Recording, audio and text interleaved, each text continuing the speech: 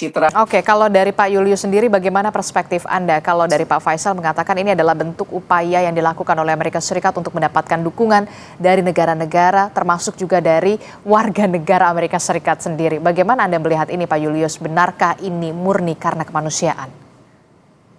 Ya, tujuannya kemanusiaan, tetapi nanti kalau diterapkan itu akan menghancurkan prinsip-prinsip kemanusiaan, Mbak Listi ya. Eh, karena cara yang dipakai cara-cara militer. Jadi dan itu risikonya jauh lebih besar ya daripada selama ini blokade yang kapal-kapal perangnya hanya standby istilahnya begitu gitu.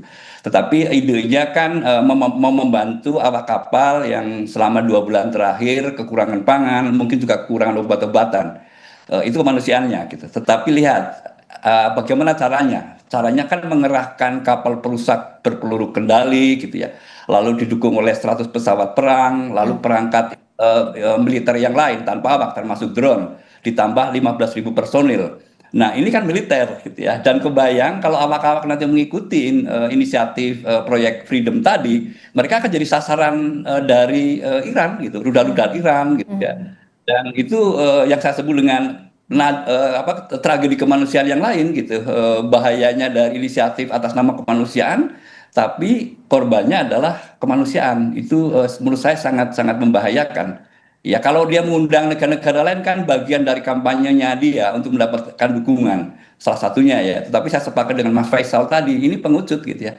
Tidak berani melakukan inisiatifnya sendiri. Nah, kelihatan kan gitu ya, ini bukan kemanusiaan, ini strategi militer memancing-mancing Iran gitu ya untuk menyerang gitu, dan nanti pada akhirnya ada alasan Amerika Serikat untuk membalas. Tetapi kita nggak yakin lah seberapa jauh dia akan menginisiasi itu gitu, akan mengeksekusi inisiatifnya, itu poinnya.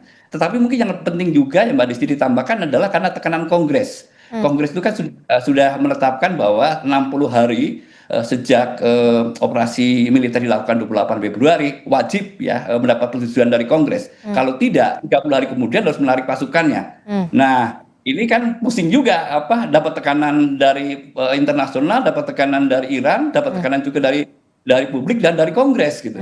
Dan maka dikasih nama Project Freedom. Ya, ini beda dengan operasi yang dilakukan sebelumnya. Dan Trump berkali-kali juga bilang perang sudah berakhir tanggal 8 April, itu pada waktu gencatan senjata dimulai. Dan ini sesuatu yang baru gitu ya. Ini cara orang untuk mencari-cari rasionalisasi ya supaya aksinya bisa berlanjut gitu ya. Dan saya bilang ini Trump memang tidak punya banyak pilihan gitu. Pemimpin yang bingung ya di banyak aspek, apalagi yang bisa dilakukan. Mbak Disti kira-kira.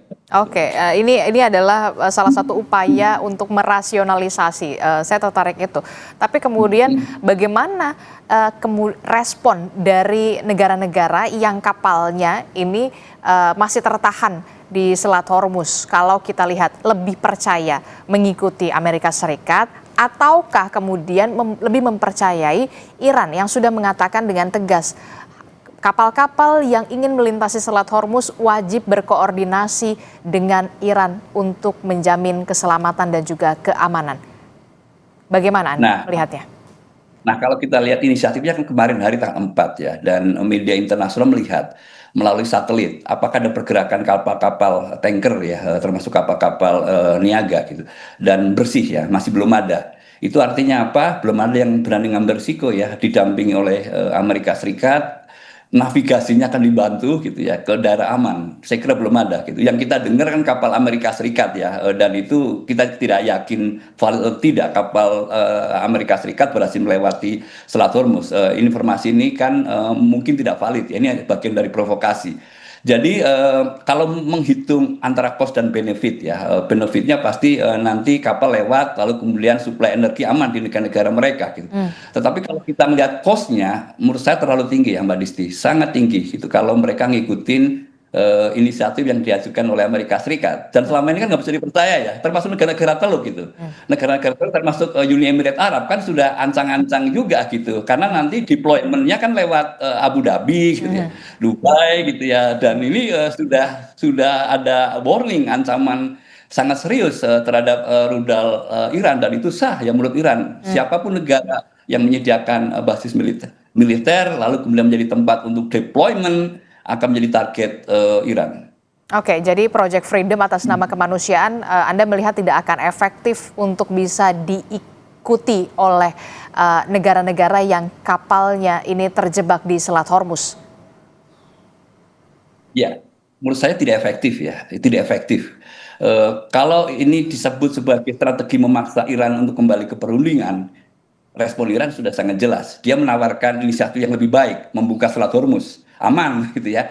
Dan membuka Selat Hormuz, tinggal Amerika Serikat membuka blokade, itu paling aman gitu ya. Lalu kemudian berunding, Iran siap untuk itu. Gitu.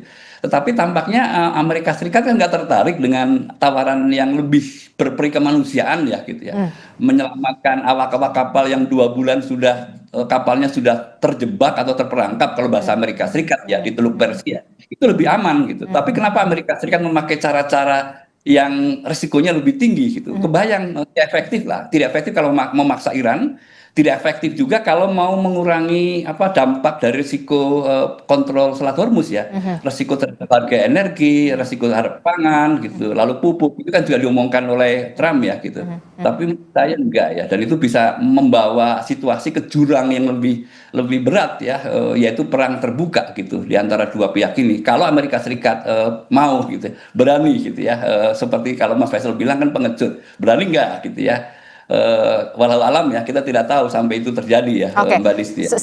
sejauh mana potensi akan ada perang terbuka ketika memang Amerika Serikat Anda mengatakan tidak akan efektif ketika bermanuver soal Project Freedom atas nama kemanusiaan dengan memaksa dalam tanda kutip ya, memaksa Iran untuk bisa kembali maju ke meja perundingan. Ya, tidak efektif ya, tidak efektif dalam hal satu tadi sudah saya sebut gitu ya, syarat dari Iran kan simple ya gitu, simple sesederhana siap membuka Hormuz gitu, blokade dibuka gitu, itu satu. Lalu kemudian ada perangkat-perangkat yang lain yang sudah diusulkan, yang sebetulnya negotiable, termasuk pengayaan uranium, masih bisa kan kalau bicara dalam perspektif suspension ya, penundaan dalam jangka waktu tertentu gitu. Dan Amerika Serikat kan selalu menyatakan bukan itu yang dimau Amerika Serikat, bahwa Iran tidak boleh sama sekali mengembangkan pengayaan uranium, itu maunya Amerika Serikat sama sekali di level apapun ya gitu. Nah, memang sengaja itu kelihatannya Amerika Serikat tidak memilih jalan perundingan barangkali ya gitu. Nah, kalau saya bilang sebetulnya apakah ancaman Iran bahwa dia mengembangkan senjata nuklir lalu kemudian akan memakai nuklirnya gitu ya, itu kan masih not likely lah ya, belum terlihat sama sekali ya gitu.